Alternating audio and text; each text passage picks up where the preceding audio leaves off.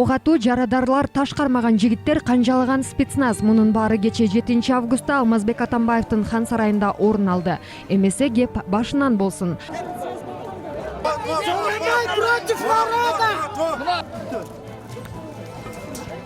Алмазбек Атамбаевди кол тийбестик макамынан ажыратуу маселеси каралгандан кийин аны коргоо максатында 22-июнь күнү элдик штаб түзүлгөн. Ошол күндөн тарта экс-президент Койташтагы үйүндө тарапташтары менен кечке жуук жолугушууну адатка айланткан. Кече да ал адаттагыдай штабтагылар менен жолугушууга чыккан. Дал ошол учурда короого атайын багыттагы кызмат кирип келди.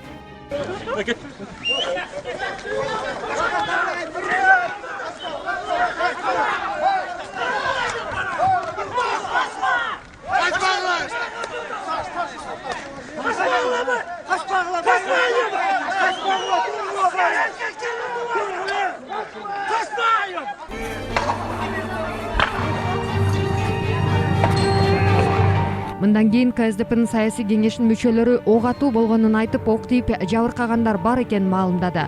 Көп өтпөй Атамбаевдин үйүнүн короосуна кирүү мүмкүнчүлүгү азайды. Көчөдө топтолгон тарапташтары жолду жабуу үчүн бактарды кыйып, кирпич таштарды тизе башташты. Бул учурга карата октон жабыркагандардын саны өстү.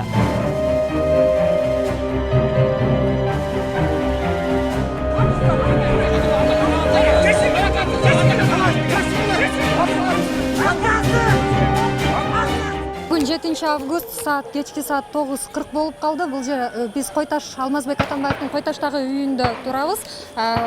Көптөгөн журналисттер Койташтагы үйүнө кире албай жатышат. Анын 500-600дөй тарапташтары короого топтолушкан. Азырынча тосмодон өтө албай жатышат. Буга чейин маалымдалгандай, атайын багыттагы кызмат Алмазбек Атамбаевди кармоо үчүн келгендиги жана ок атылгандыгы, бир нече жарандар жабыркагандыгы маалымдалган. Саламаттыкты сактоо министрлигинин маалыматы боюнча 8 тез жардам кызматы чыгып кеткен болчу. Бул жерге 3 тез жардам кызматы келди жана жабыркагандарды алып кетип атышат. Жолдор тосулган, бактар кыйылган, таштар коюлган, унаалар коюлган. Атамбаевдин тарапташтары өздөрүн абдан агрессивдүү алып жүрүшөт. Мындан тышкары ок атуу азырынча токтой элек. Мындай кырдаал 2 сааттай уланды. Бул арада тез жардам кызматы жаракат алгандарга жардам көрсөтүп жатты. Азыр мына Алмазбек Атамбаевдин үйүнүн тосмосунун бири алынган экен. Суперкей жана Суперинфонун жамаатынан келген журналисттер бул жака кирип бара жатабыз. Алмазбек Атамбаевдин үйүндө абал тынч эмес, абдан курчуп бара жатат. Буга чейин 22-июньда Алмазбек Атамбаевди коргоо штабы түзүлгөн болчу.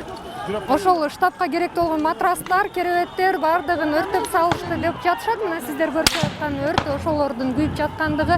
Азыр буга чейин Равшан Жээнбеков маалымат бергенде, Алмазбек Атамбаевдин үйүнө кире турган 2 дарбаза сындырылган. Андан кийин биз Алмазбек Атамбаевдин Хан сарайы жайгашкан аймакка өттүк. Бул учурда мында топтолгондор Хан сарайдын терезелерин сындырып, үйдүн ичине кирүү аракеттерин көрүп жатышкан. Мындай жол менен алар Атамбаевди кармап кетүүгө келген спецназды колго түшүрөбүз деген планы бар экенин айтып жатышты. Бул арада КСДПнын саясий кеңешинин мүчөсү Мирбек Айтикеев спецназ куралын таштап багынып бергенин маалымдады.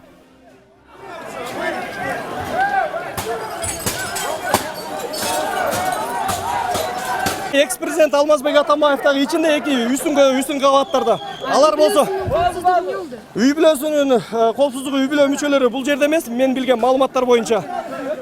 Ал эми өзү коргоочулары менен үстүндө 3-үчүнчү кабатта, ал эми спецназ 2-чи кабатта. Алар куралын таштап билбейбиз, азыр так маалымат жок, бирок Кундуз Жолдубаева ичинен азыр чыккан айткан маалымат боюнча алар багынып берип, куралын таштап чыгып кетүүгө жол сүрүп атат коридор.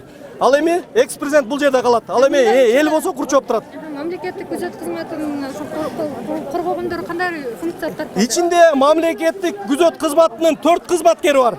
Ал 4 кызматкери тең ошол экс-президент Атамбаевдин жанында турган айтылып атат азыр. Хан сарай жайгашкан жактагы тосмолордон ылдый карай түшүрүлгөн аркандарды көрдүк.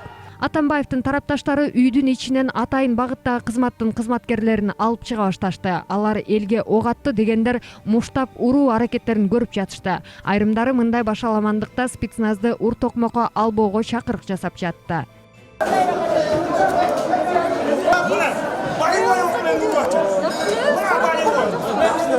Хан сарайдын 2-нчи кабаты. Жаракат алгандардын арасында мурдагы депутат Мээрбек Мискенбаев да бар.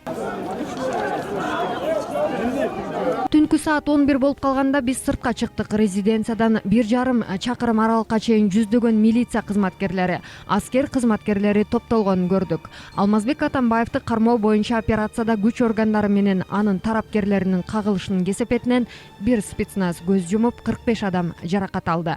Анын ичинде 22 адамдын баш мээси чайкалган. Алардын арасында чүй ОИБнин жетекчиси бар. 13 киши резина огунан жаракат алган. 2 адам денесинен түрдүү жаракаттарды алган. 4 киши октон жаракат алган. 4 адам ар түрдүү жеңил жаракаттарды алган. 8ге чейин аттым, мына могу жаш жигиттер коргоду экс-президентти. Кыйын жигиттер экен, ушуларга мына баа бериш керек.